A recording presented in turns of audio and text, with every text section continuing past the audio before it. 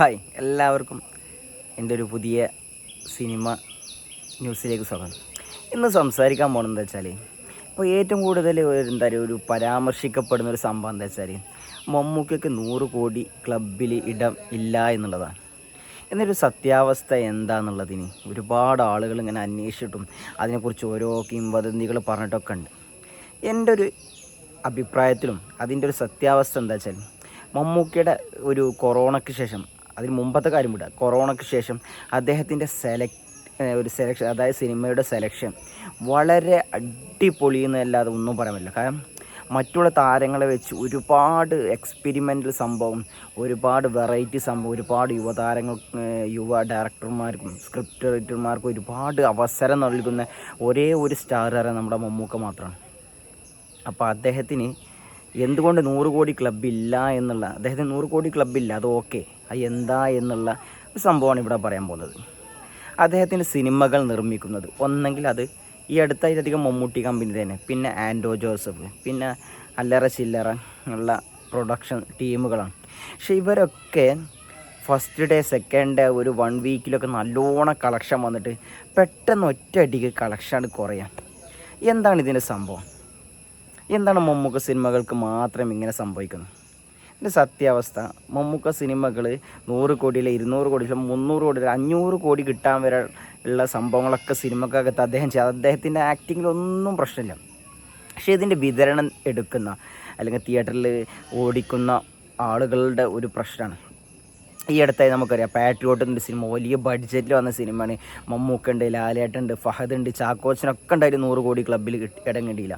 2-3 ദിവസം കൊണ്ട് നല്ലോണം കളക്ഷൻ വന്നു ചെയ്തു. പിന്നെന്താ കളക്ഷൻ അവിടെ പോയി?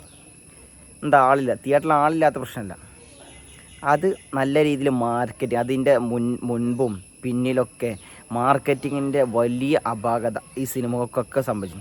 അദ്ദേഹത്തിന് സിമ്പിളായിട്ട് 100 കോടി നേടേണ്ട പറയുന്നു കണ്ണൂർ സ്ക്വാഡ്. കാരണം ഒരു നെഗറ്റീവ്, ആ സിനിമയ്ക്ക് എൻ്റെ അറിയിൽ ഒരു നെഗറ്റീവ് വന്നിട്ടില്ല. എല്ലാവരും ഫാമിലിയും യൂത്തും പിള്ളേരും എല്ലാം മടിച്ച്, കാരണം അതിന് മുമ്പൊന്നും ഒരു ഹൈപ്പില്ലാതെ വന്ന് വമ്പൻ രീതിയിൽ പ്രേക്ഷകൻ്റെ ശ്രദ്ധ കിട്ടിയ പടമാണ് കണ്ണൂർ സ്ക്വാഡ്. അതുപോലെ തന്നെയാണ് നമ്മുടെ ടർബോ, ഒരു മസാല സംഭവമായിരുന്നു. ടർബോ വൈശാഖിന് നല്ല, അദ്ദേഹത്തിൻ്റെ മമ്മൂക്കൊക്കെ അതിൽ എന്താണ് ചെയ്തിരുന്ന ഫൈറ്റൊക്കെ എന്ന് പറഞ്ഞാൽ നമുക്ക് ഒരു എന്താ പറയുക, ഒരു മോശം പറയാനുള്ള സംഭവങ്ങളില്ല. അതിന് മുമ്പ് ഒരുപാട് നമുക്ക് ഭീഷ്മപറോ സിമ്പിളായി 100 കോടി അടിക്കണം, അതും ഒരു 80-85 നിന്ന്. അപ്പോൾ ഇതൊക്കെ എന്താ പറയുന്നത് വെച്ചാൽ ഇതൊക്കെ ഒരു മാർക്കറ്റിങ്ങിൻ്റെ വലിയ അപാകത ഈ സിനിമക്കകത്തുണ്ട്. കാരണം ഇന്നത്തെ യൂത്തിനേക്കാളും അല്ലെങ്കിൽ മറ്റുള്ള താരങ്ങളൊക്കെ എത്രയോ മാർക്കറ്റ് വാല്യൂ ഉള്ളൊരു നടനാണ് മമ്മൂക്ക. ഇന്നും 50 വർഷത്തിന് മുകളിലായിട്ട് ഇന്നും മലയാള സിനിമയിൽ എന്താ പറയുക, അദ്ദേഹത്തിൻ്റെ താരസിംഹാസനം അടക്കി വാഴുന്നൊരു താരം തന്നെയാണ് മമ്മൂക്ക. അപ്പോൾ ഇവർ ഈ മമ്മൂക്കയെ വെച്ച് എന്താ പറയുക, ഫസ്റ്റ് ഡേ സെക്കൻഡ് ഡേ ഇനീഷ്യലും 1 വീക്കിൽ ഇനീഷ്യലാണ് അടിച്ച് മാറ്റിയിട്ട് പിന്നെ ആ സിനിമക്ക് ആണ് നോക്കൽ, പിന്നെ ബാക്കിയുള്ളവർ നോക്കിക്കോളാം എന്നുള്ള ഒരു സംഭവത്തിലാണ് ഈ പ്രൊഡക്ഷൻ ടീമൊക്കെ നിൽക്കുന്നത്.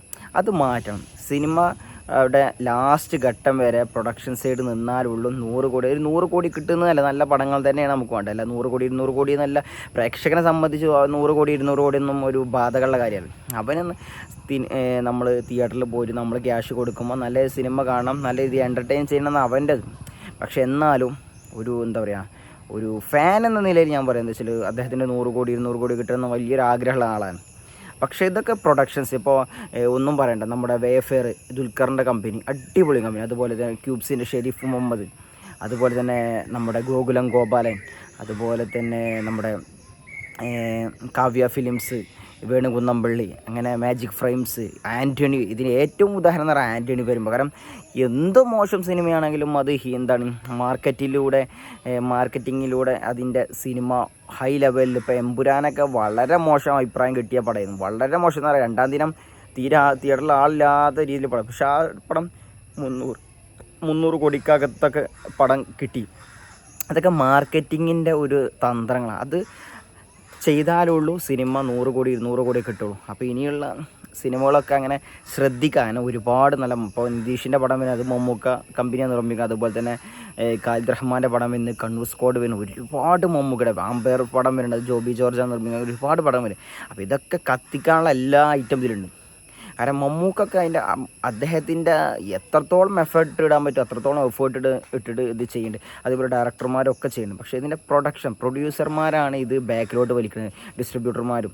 അത് മാറ്റിയിട്ട് നല്ല രീതിയിൽ മാർക്കറ്റ് ചെയ്താൽ 100 കോടിയിൽ 200 കോടിയല്ല, ഏറ്റവും കൂടുതൽ മലയാളത്തിൽ കോടി ക്ലബ്ബിൽ ഇടം നേടാൻ പോകുന്ന ഒരേ ഒരു താരം അത് മമ്മൂക്ക മാത്രമായിരിക്കും, ഒരു സംശയം ഉണ്ടാകും.